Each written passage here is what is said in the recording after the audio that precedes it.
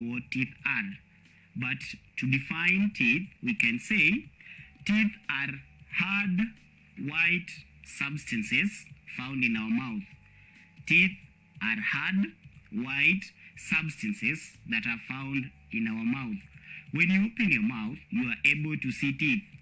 So as you are viewing, whoever you are viewing with, kindly request him or her to open the mouth. So when they do open the mouth, I want you to observe as they open the mouth. I'm assuming you're doing that. So open the mouth and let whoever you are seated with check. Good. I believe you have done that. Now, whatever you see, the white substance, that is what we refer to as the teeth.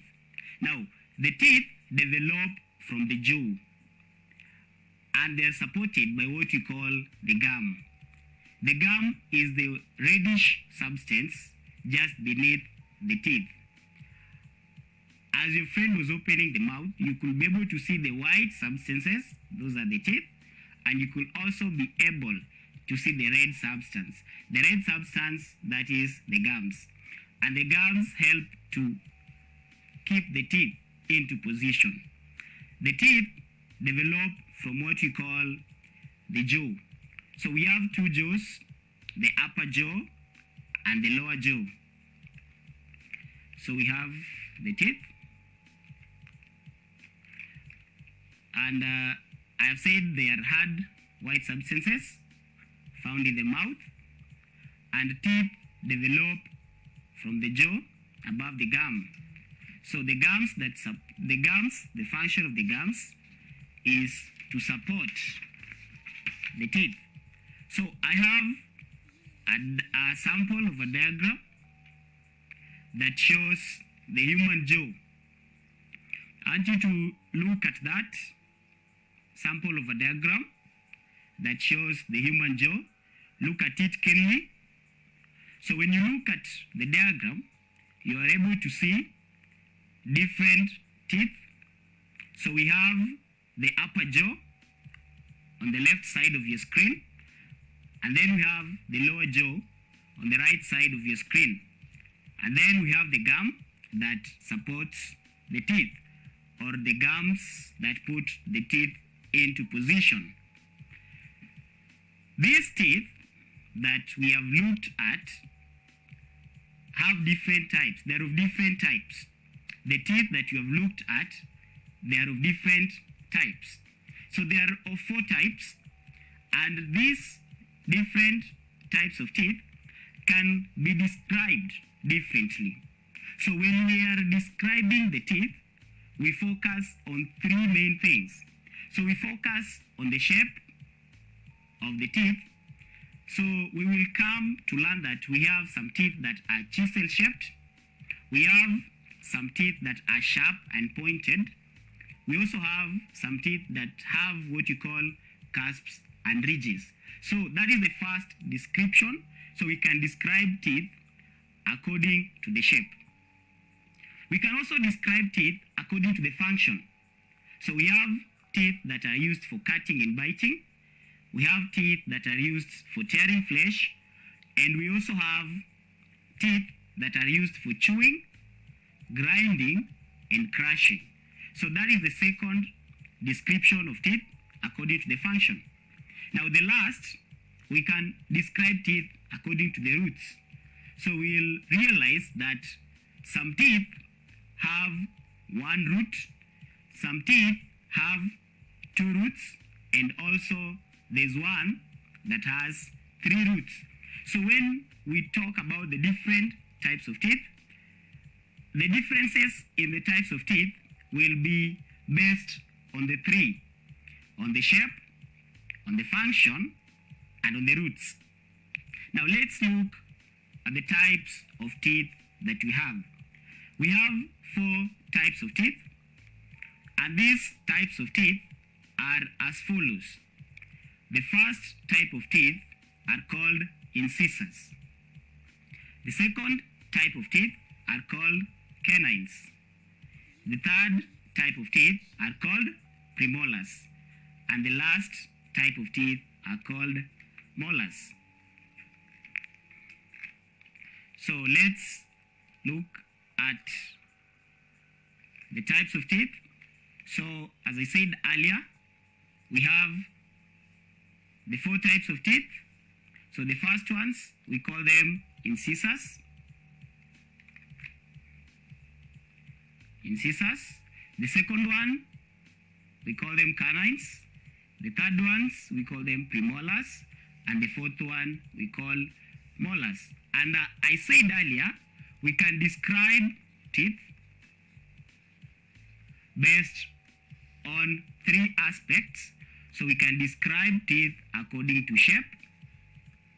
We can describe teeth according to function. And we can describe teeth according to the roots.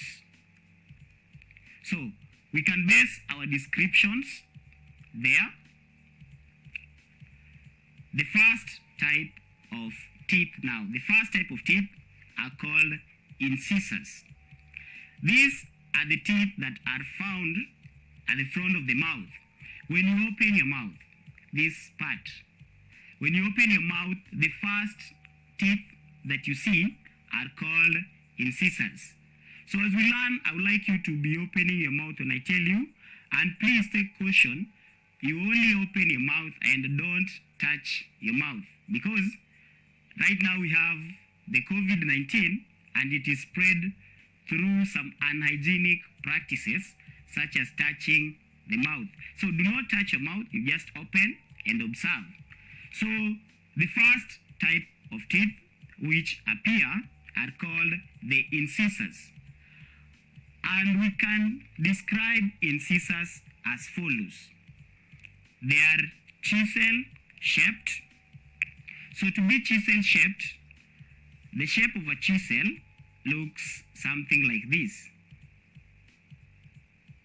So they are chisel shaped. That's what we mean by chisel shaped. They have a flat edge at the top. So they have a flat edge at the top. So it's a flat edge. So take note of that. They are found at the front of the mouth. They have 1 root. They are 8 in number, and they are used for cutting and biting. Now, a description. When I say they are 8 in number, it means that because we have 2 jaws, the teeth are spread in the 2 jaws evenly. So if they are 8 in number, then there are 4 incisors at the top and 4 incisors at the bottom. So there is no single time where the 2 jaws will have the different number of teeth. They have to be an equal number. We cannot have 7, 1. That's not possible. So it is 4 and 4. So that is about incisors. And the function of incisors is cutting and biting. And to demonstrate that, when you are given, let's say for example, a banana. When you buy a banana, you cut and bite the banana. You do not put it at the back of your mouth. That is not possible. You put it at the front of your mouth. So the teeth that are found at the front of your mouth, those are the incisors, and they're the ones that enable the cutting and biting of food. So I'm going to show you the diagram of an incisor. So that is a diagram of an incisor. So look at it keenly. So this is the flat top that I'm talking about. So this shape, the whole shape, is what we refer to as chisel shape. So that shape is what we refer to as chisel shaped. This is the roots, and the function of the root is to enable the teeth to be rooted in the jaw. So that is a diagram of incisors type of teeth. So we can look at our second type of teeth, which are called the canines. Now, just as we have described the incisors, we also describe the canines. So we start by the shape, how it looks like. So we define or describe incisors as sharp and pointed. Incisors are sharp and pointed. We are going to see why are they sharp and pointed. It's due to the function that they perform. They have one root, just like the incisors. Canines also have one root. Then incisors are found between, the canines are found between the incisors and the premolars. Then these ones are half the number of incisors. So canines are 4 in number. And when we talk about them being 4, we mean 2 on the upper jaw and 2 on the lower jaw. Now the functions of a canine is they are used for piercing, they are used for holding, they are used for grasping or grasping, and they are also used to tear the flesh. When you are taking meat, for those who love meat, take for example beef. So when you are eating beef and then you have some meat particles that are stuck on the bone, you use your canines to tear the meat from the bone. And the canines are between the incisors and the premolars. So those are the points about the incisors, the canines. So they are sharp and pointed. You have to be very key on that. They have one root. Then they are found between the incisors and premolars. They are 4 in number, 2 on the upper jaw and 2 on the lower jaw. Then they are used, these are now the functions. They are used for piercing, holding, gripping, grasping, and also tearing flesh. And I gave an example of tearing flesh whereby I said when you are taking meat and the meat particles are stuck in the bones, you're going to use the canines to tear the flesh. So we'll look at the diagram of a canine. So that is an example of a canine. So you can look at the front part, which is very sharp. So it is sharp and pointed. So you can see that. It's sharp and pointed for the purpose that it performs. Then it has one root, so you can look at the root.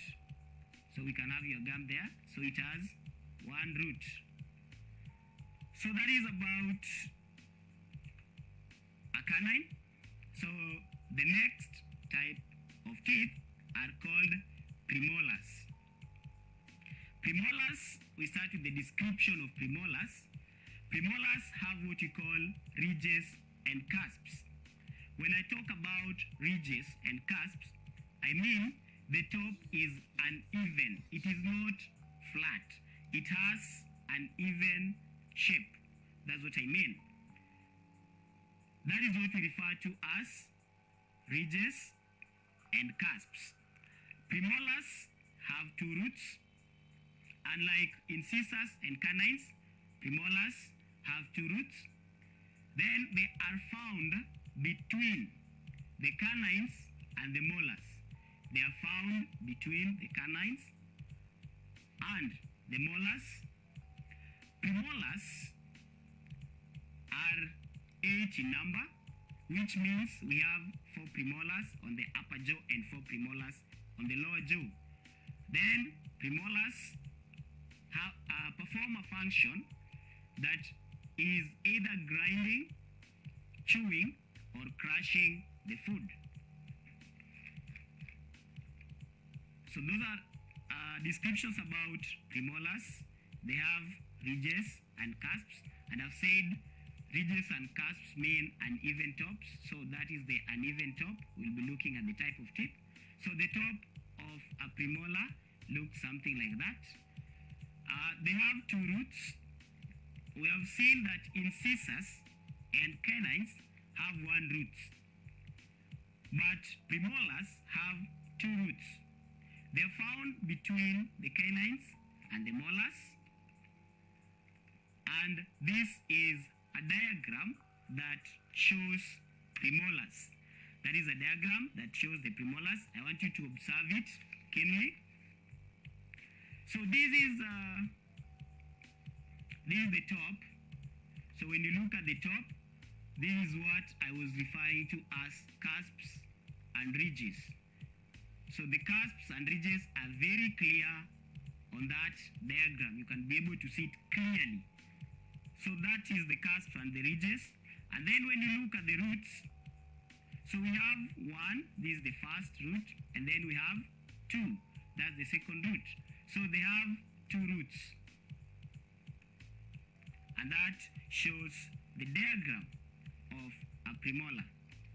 The last type of teeth now are what we call the molars. Molars and premolars have several similarities, from the description of the shape to the description of the functions are the same. But there are also some few differences between the two. Now, let's look at the description of molars. Molars have what you call ridges and cusps, just like the premolars.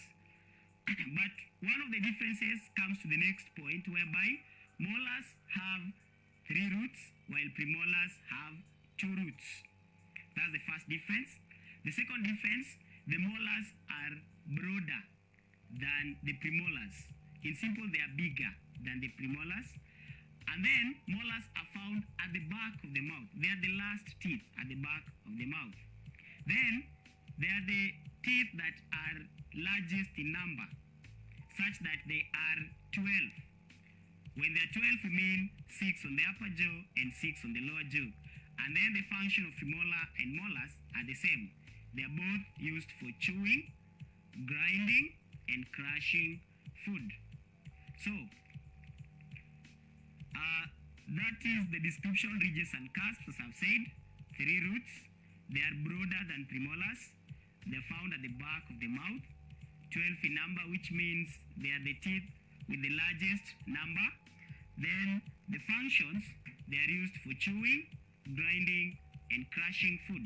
So we can look at similarities between premolars and molars. Similarities. So similarities between premolars and molars.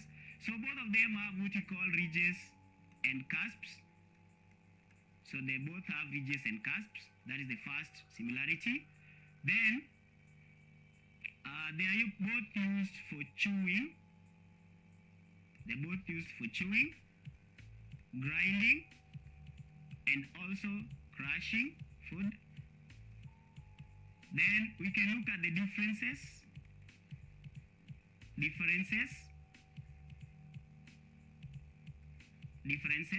Now the first difference will appear in terms of breadth. So one is broader than the other one. The next one will appear in terms of roots. So premolars 2 roots and molars 3 roots. I tell my pupils to differentiate the roots.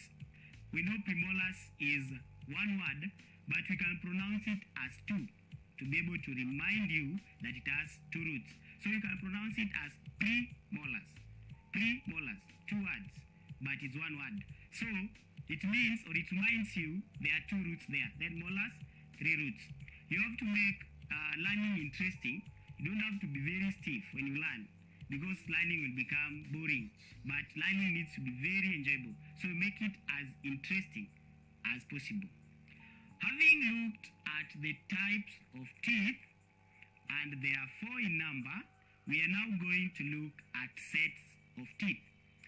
Pupils tend to confuse between types and sets. Types are 4, based on the description of the shape, based on the description of the function, and based on the description of the roots. When we come to sets, a set is a group of teeth now that grow, and then they are removed or shed, then another group of teeth also grow. So the first group that grows is what we refer to as the first set. And the second group that grows now is what we refer to as the second set. So we have two sets, and the two sets, the first set is called primary teeth, and the second set is called permanent teeth. So the first set can either be called primary teeth, it can either be called milk teeth, it can either be called deciduous teeth, or it can also be called temporary teeth. So those are the other names of primary teeth. So when we talk about milk teeth, deciduous teeth, temporary teeth, we mean primary teeth.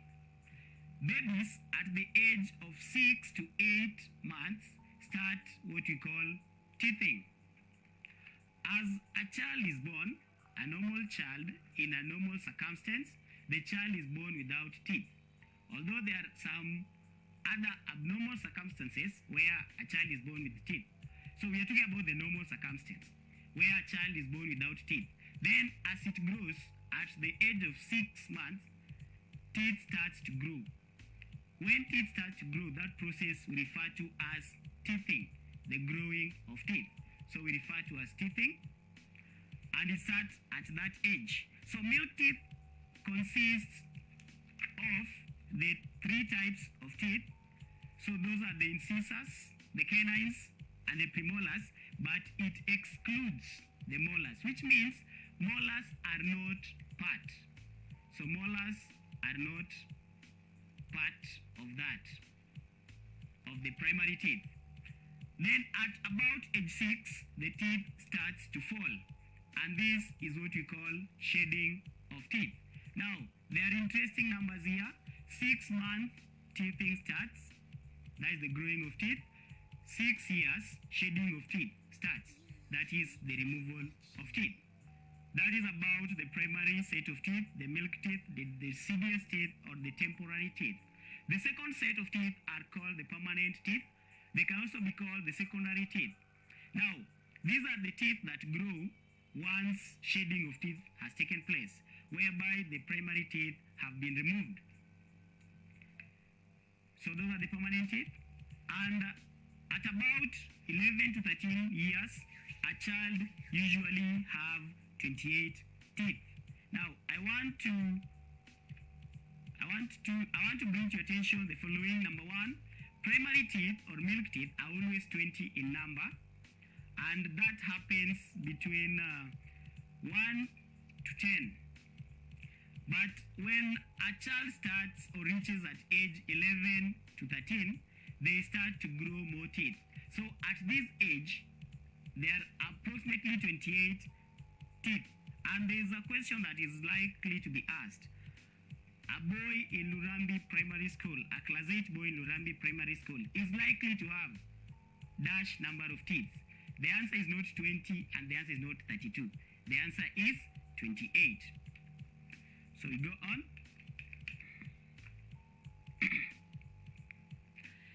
The last 4 molars to grow are what we call wisdom teeth. And they start to develop at age 20. So at the age of 20 years, the last 4 molars start to grow and they are called wisdom teeth. Now these teeth that are permanent teeth, they are never shed. And in case they come out, then they'll have to be replaced by artificial teeth. And these artificial teeth are called dentures. They are not the real teeth. You have seen some people with teeth that are not white. They are golden, others are silver. Those are what we refer to as dentures. Now, having talked about teeth, we can also look at teeth-related problem, although that is not on the topic, that is on the topic health education. But you can review very fast. So we have 4 teeth-related problems: tooth decay, we have tooth cavity, bleeding gums, also called gingivitis, and then bad breath. So those are the teeth-related problems. Under the human body still, we are going to look at the breathing system as our next part of the human body.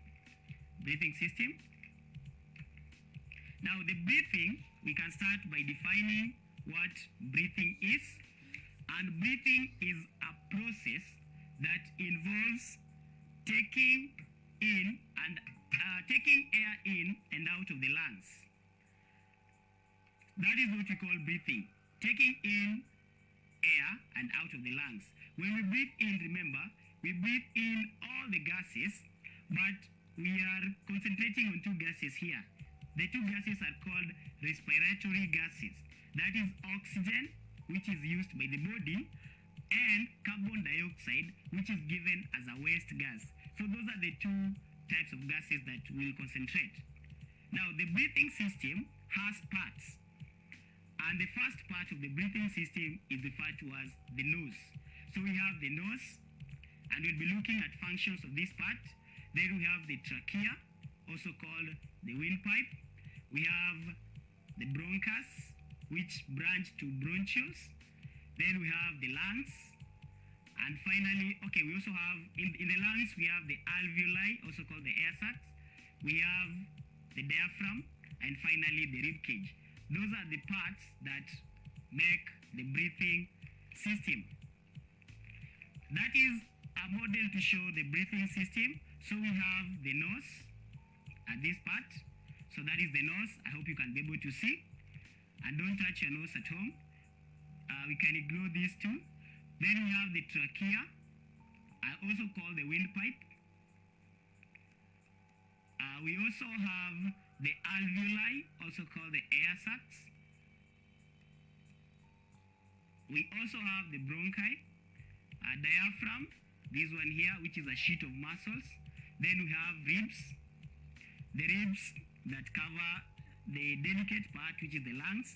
Then you have seen we have a right lung and a left lung. I want to explain there. Every time you're drawn a diagram in science, the diagram is usually laterally inverted. By laterally inverted, I mean the right part of the diagram is your left part. So this diagram is looking at you. So your right becomes the left of the diagram. So when we look at this diagram of ours, you can see the right lung on the left side and the left lung on the right side. That is because it is laterally inverted. In exam, they can draw for you such a diagram and they ask you, what is the name of part A? And among the choices, we have right lung and left lung. Remember, the answer is right lung. Now, the functions of the breathing system, the functions of the parts of the breathing system. So we have the nose, and inside the nose, I want you to know that the nose has three things. It has what you call the mucus, it has what you call the hair, and it has what you call blood capillaries. So these parts or these things found in the nose are the ones that enable the nose to perform its different functions. So the mucus and the hair help to trap the dust particles, and the blood capillaries help to moisten the air. When we come to the trachea, also called the windpipe, the trachea is usually open. It is kept open for free movement of air. And what keeps it open is what you call C-shaped rings. These C-shaped rings, we call them cartilage. So if I draw trachea, it has C-shaped rings. So those are the rings that I'm talking about. Now these C-shaped rings are what I'm calling the cartilage. So it has cartilage which are C-shaped rings, and for the purpose of that is to keep the trachea open. Note that. And trachea also has mucus and hair. Then we come to the bronchus. There are two tubes that branch from the trachea and direct the air into the lungs. So if we have our trachea here, so we have the tube will branch into these two tubes. Now these two tubes are what I'm referring to as bronchus. Now these bronchus will further subdivide into what we call bronchioles. So that is that. And then the lungs are a spongy elastic bags. And inside the lungs, we have what we call air sacs. And the purpose of air sac is to facilitate the exchange of gases. whereby oxygen gets in and carbon dioxide gets out. Then we have the diaphragm, which is a sheet of muscle that separates the chest from the abdomen. And the function of the diaphragm is that it helps in breathing, such that when the diaphragm moves downwards or flattens, it makes air get into the lungs and the lungs become inflated, which means they have air. And that is called breathing in. And the opposite is the same, such that when the diaphragm relaxes and moves upward, the other name of moving upward is dome-shaped. So when it forms a dome-shaped, then the lungs will contract and release out air, and that is called breathing in and breathing out. So breathing in and out has a process. So the diaphragm first has to move downwards, and as it moves downwards, air gets into the chest. When air gets into the chest, the volume of the chest increases. The volume, which means the chest becomes bigger. That's what we mean by the volume of the chest increasing. Now, volume is inversely proportional to pressure. When I say inversely proportional, I mean it is opposite. When the volume of the chest cavity is increasing, pressure in the chest cavity is decreasing. Then the last is the lungs expand and air sucks in, and we call that breathing in. So we can look at that as differences between breathing in and breathing out. So in breathing in, the diaphragm moves downwards or flattens, but in breathing out, the diaphragm moves upward or forms a dome-shaped.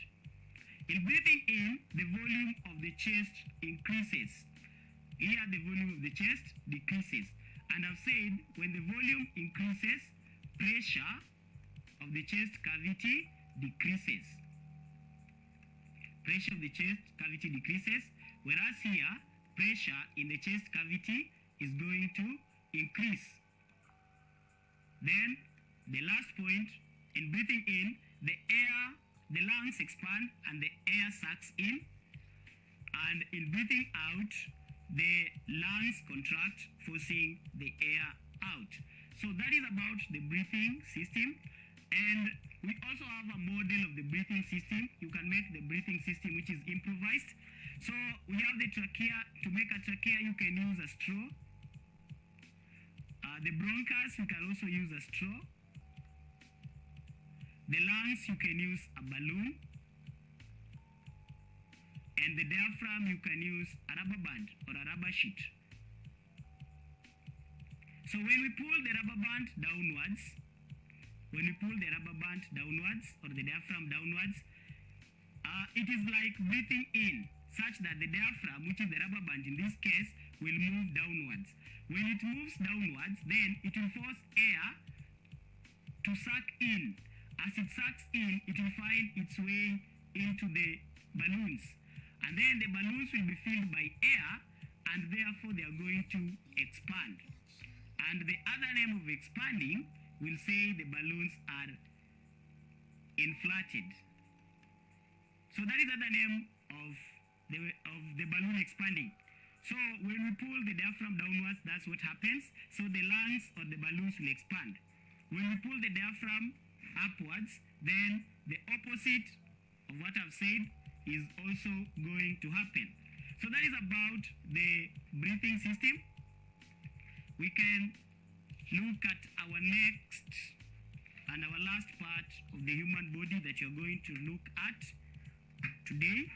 And as I teach, if you have questions, you can keep on asking or texting on the number that is appearing on your screen. So in the digestive system, we'll start by defining what digestion is. And digestion is the process through which food is broken down into small particles. So we have two words here. We are breaking food down into small particles that can be absorbed into the body. Under that, we have what you call alimentary canal. And an alimentary canal is a tube that runs from the mouth to the anus. This is where food moves. Liver and pancreas are not part of of the alimentary canal, but they are support organs in the digestive system. So that is about the introductory part of the digestive system. So we have parts of the digestive system. So we have the mouth, we have the esophagus, we have the stomach, we have the small intestines, the large intestines, the rectum, and the anus, and that is the alimentary canal. And then we also have pancreas, we also have liver, which happens to be support organs in the digestive system. So mouth, we start by the mouth. The mouth has teeth. We have already looked at teeth and the functions of teeth. And these teeth help to break down the food.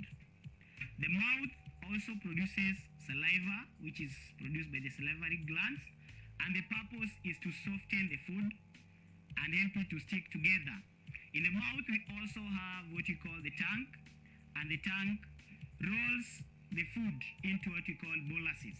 Now, three things in the mouth that performs different functions: teeth to break down the food, saliva to soften and stick the food particles together, and the tongue to roll the food into boluses. So when the food leaves the mouth, it goes to what you call the esophagus. The esophagus, also called the gullet, also called the food pipe, helps in the movement of food. And food moves down the gullet in a wave-like manner called peristalsis. So this is the wave-like manner that I want to show you here. So that is your esophagus. So when you are swallowing food, so we can have food particle here, which you have said is rolled into what you call boluses. So that is a bolus. Now this is what I'm referring to as peristalsis. It looks like a wave-like manner, and that is the movement of food down the esophagus. Make sure you don't confuse the esophagus, also called the gullet, also called the food pipe, with the trachea. Trachea or windpipe is in breathing system. Then esophagus is in the digestive system. We also have the mouth, and the mouth, we have the stomach. The walls of the stomach produce a juice called gastric juice, and gastric juice helps in the digestion of proteins. So proteins are digested in the stomach. It also has hydrochloric acid found in the stomach, and its purpose is used to kill the germs. There are some food substances that are absorbed directly into the stomach, and they include glucose, vitamins, medicine, and alcohol. They are absorbed directly. The food that are digested in the mouth, we have starch, or also called carbohydrates. That's about the stomach. From the stomach, food moves down the small intestines. The small intestines is made up of what we call the duodenum, which is the upper part of the ileum. So the small intestines can also be called the ileum. The duodenum helps in the digestion of fats and oil. Bile juice produced by the liver and stored in the gallbladder mixes with pancreatic juice produced by the pancreas, and they mix in the duodenum and they help in emulsification of fats. In simple words, they help in digestion of fats. That's about the duodenum. Now in the small intestines produces what you call intestinal juice, and digestion of food ends in the small intestine. Thereafter, the food is absorbed. Now there are characteristics of the small intestine that enables food to be absorbed. Number one, it is long and coiled up to a distance of 7 meters. So that length gives food enough time to move through the small intestine. And as it moves through the small intestine, then the absorption of the food takes place. It also has what you call the villi. Villi are finger-like projection that helps in the absorption of the food. And then it also has blood capillaries, and these blood capillaries also help for the same reason. So those are the characteristics. We have the large intestine, which is also called the colon, and water and mineral salts are absorbed at this part. Remember, in exam, you can be given a food substance that contains minerals, and then you are asked, where was the food likely to be digested? So that is the rectum. That is the colon. We have the rectum, which stores food temporarily before it's passed out through egestion. Egestion is the process through which undigested food is passed outside in form of feces. So that is egestion. Then the anus, that's the function, is to pass out the undigested food. So this is the model of the digestive system. So we have the mouth, which has teeth. So the mouth has teeth, it has saliva, and it has the tongue. So you can see that. You can also see the salivary glands. So we have the esophagus, which is also called food pipe. And this is where the food moves in a wavy-like manner. And that wavy-like manner is called peristalsis. So we have the liver which produces bile juice, which is stored in the gallbladder, stored there. So we have the stomach which has gastric juice produced by the walls of the stomach, and it also has hydrochloric acid. It has hydrochloric acid. Then we also have the pancreas, which produces pancreatic juice, together with bile juice help in digestion of fats. We also have the large intestines, also called the colon. We also have the small intestines. Here we have the ileum, and the upper part of the small intestine is also called the duodenum. So that is about the digestive system. Now, I believe you've been following, and up to that point, it brings me to the conclusion of the first part of the human body. Remember, as I started teaching, I told you I'll handle it in two parts. So the first part I've handled it today. The second part I'll handle it some other time due to the length of the topic. I want us now to look at some KCP questions. Questions never miss. More than 2 questions come each year. So questions cannot miss on this topic. So I want us to look at some of the questions that have appeared in the most recent years. That is 2019, 2018, and 2017. As I answer these questions, these KCP questions, you can keep on sending your questions, and I'll also be answering them. Question 1, 2019. 2019 question 1 was in the human body, and it reads, which one of the following pairs of the human body parts is used for breathing? So we have breathing here, so it is the breathing system. Lungs, correct. Esophagus, wrong. Nose, correct. Trachea, correct. So this is our right answer. Diaphragm, correct. Stomach, wrong. Nose, correct. Esophagus, wrong. So our right answer 2019 question 1 was A. Second question also is 2019 number 29. 2019 number 29. Now the other one was on breathing system, this one is on digestive system. Which one of the following features is least important when describing the molar tooth? This is under teeth. So the molars, we can talk about roots, whereby we say it has 3 roots. So we use that. We can talk about cusps, where we say it has ridges and cusps. We can talk about the breadth, whereby it is broader than premolars. We cannot talk about hardness, so we don't use hardness to describe teeth. Remember, when I taught about teeth, I gave you ways through which we can describe a tooth. 2018, number 19. The following are some parts of the human digestive system. So we have esophagus, stomach, small intestines, and large intestines. Which two parts does digestion of food take place? These are key word. Digestion of food. So digestion of food takes place in what you call alimentary canal. So which ones do we have digestion of food? So we look at it. So esophagus, there is no digestion of food. Stomach, we have digestion of food. Small intestines, we have digestion of food. Large intestine, we don't have digestion of food. We have absorption. So our answer is choice 2 and 3. So our right answer here is boy. So we can look at the next very fast. 2018, number 20.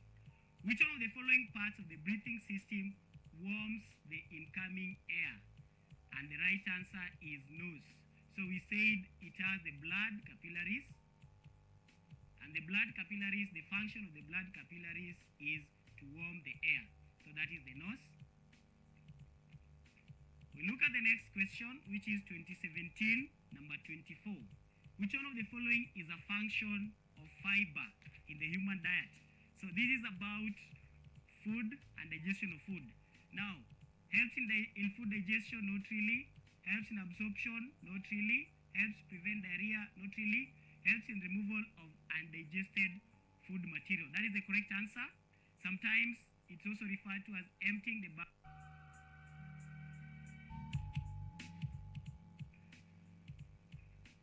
Welcome back, viewers.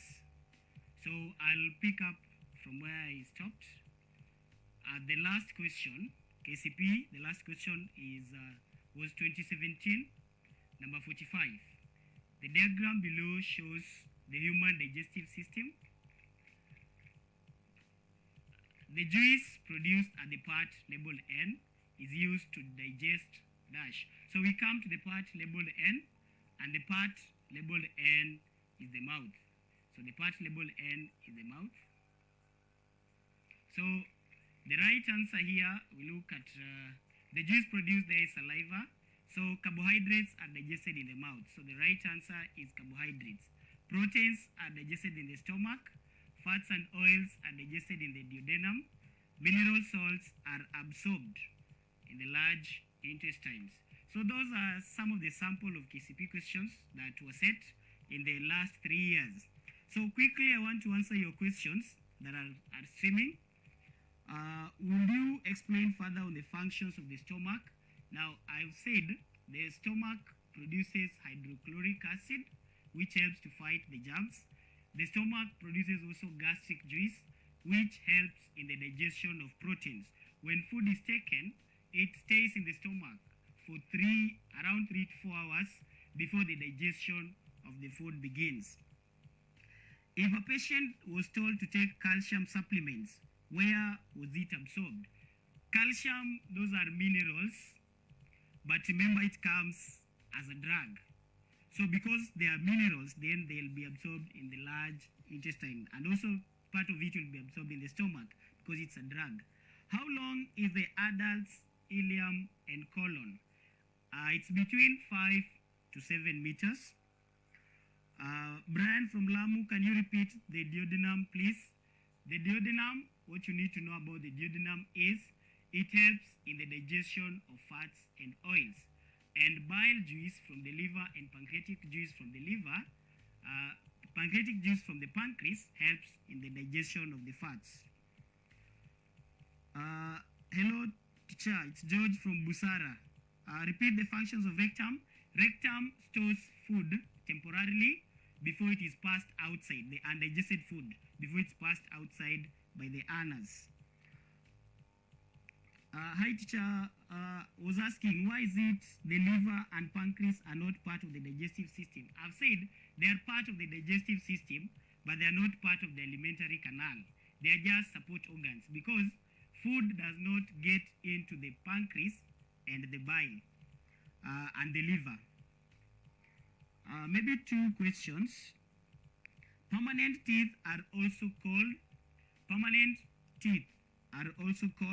this can also be called secondary teeth. They can also be called secondary teeth.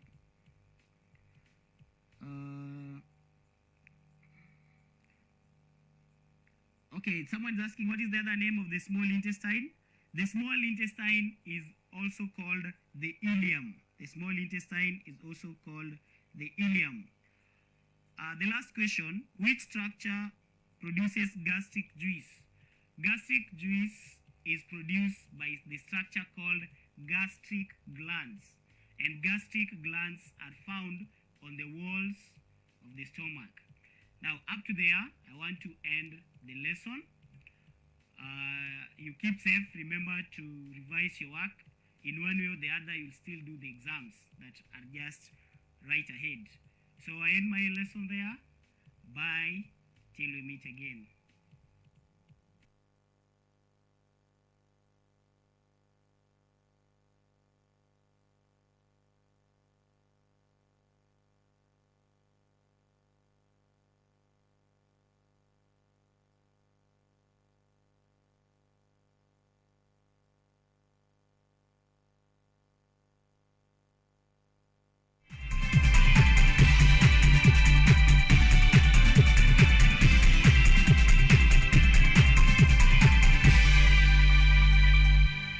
Are you an aspiring media practitioner?